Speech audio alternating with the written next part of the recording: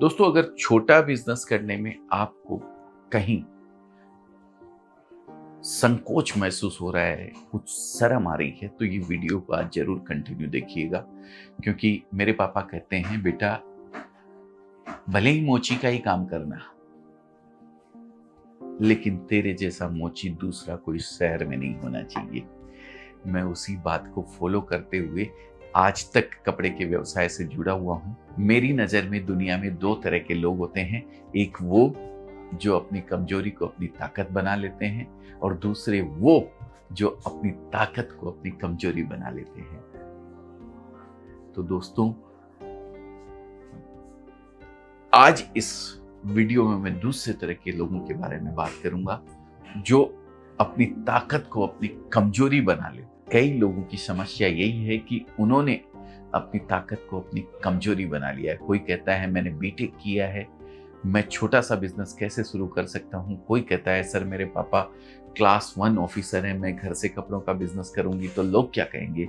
इन्हें एहसास ही नहीं है कि भारत में 10 में से सिर्फ एक व्यक्ति ग्रेजुएट है, और बीटेक जैसी टेक्निक डिग्री तो बहुत ही कम लोगों के पास है।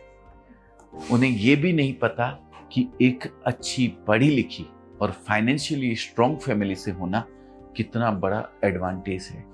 और ऐसे इक्का दुक्का लोग नहीं, बल्कि लाखों लोग हैं जो बड़ी बड़ी डिग्री लेकर बैठे हैं, जिन्हें कोई जॉब नहीं मिल रही है, लेकिन फिर भी वे एक छोटा सा बिजनेस शुरू करने में शर्म महसूस करते हैं। कोई भी बिजनेस शुरू करने में जो लोग शर्मिंदगी महसूस करते हैं, उन्हें ये जरूर सोचना चाहिए कि क्या होता अगर धीरूभाई अंबानी पेट्रोल पंप पर काम करने में शर्मिंदगी महसूस करते।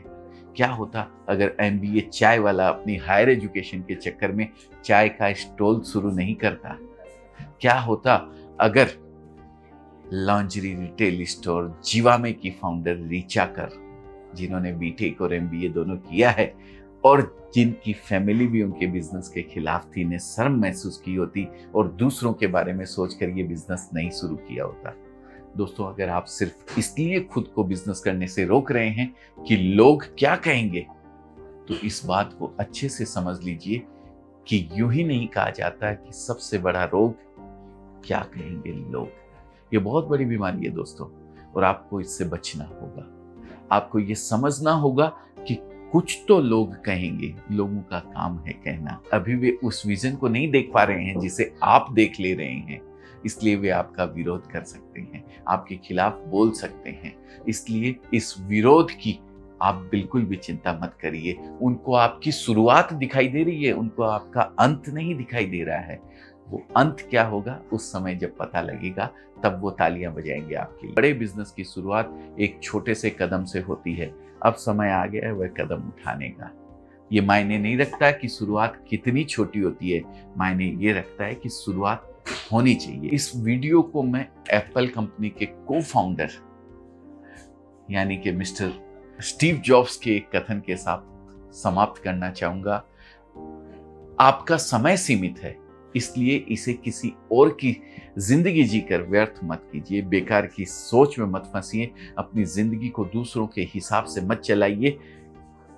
औरों के विचारों के शोर में अपने अंदर की आवाज को मत दबने दीजिए। अपने इंस्टीट्यूशन को, अपने इंट्यूशन को मत डूबने दीजिए।